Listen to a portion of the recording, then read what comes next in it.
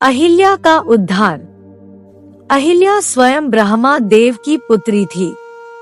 अत्यंत रूपवती होने के कारण देवराज इंद्र की नियत अहिल्या पर खराब हो गई। इसके पश्चात भी अहिल्या की शादी महर्षि गौतम से हो गई। इससे देवराज इंद्र बहुत क्रोधित हुए और उन्होंने उन दोनों से बदला लेने की सोची। एक रात देवराज इंद्र ने मुर्गे का रूप धारण करके ऋषि गौतम के आश्रम के बाहर जाकर बांग देनी शुरू कर दी। उसकी आवाज सुनकर गौतम को लगा कि सुबह हो गई है और वह प्रतिदिन की तरह अपना कमंडल लेकर गंगा स्नान करने के लिए चल पड़ते हैं। पीछे से देवराज इंद्र ऋषि गौतम का वेश धारण करके अहिल्या के पास चले जाते हैं और उसके साथ समागम करते हैं। जब ऋषि गौतम गंगा तट पर स्नान करने के लिए पहुंचते हैं तो उन्हें यह आभास होता है कि अभी सुबह हुई नहीं है। अवश्य ही किसी ने उनके साथ छल किया है। इसीलिए वह तुरंत अपने आश्रम की तरफ चल देते हैं।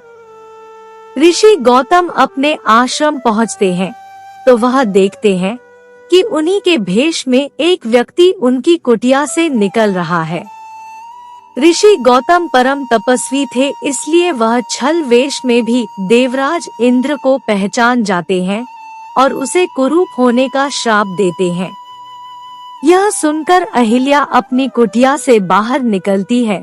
तब वह समझ जाती है कि उसके साथ छल हुआ है और अपने पति ऋषि गौतम के पैरों में गिरकर क्षमा मांगने लगती है। लेकिन क्रोध में भरे हुए ऋषि गौतम ने उन्हें क्षमा नहीं किया और तुरंत पत्थर में बदलने का श्राप दिया। बार बार मिन्नत करने के बाद ऋषि गौतम को अहिल्या पर दया आ जाती है और वह उसके मुक्ति का मार्ग बताते हैं। जब भगवान विष्णु राम अवतार में पृथ्वी पर आएंगे तब वह अपने चरणों से स्पर्श करके तुम्हें इस श्राप से मुक्त करेंगे।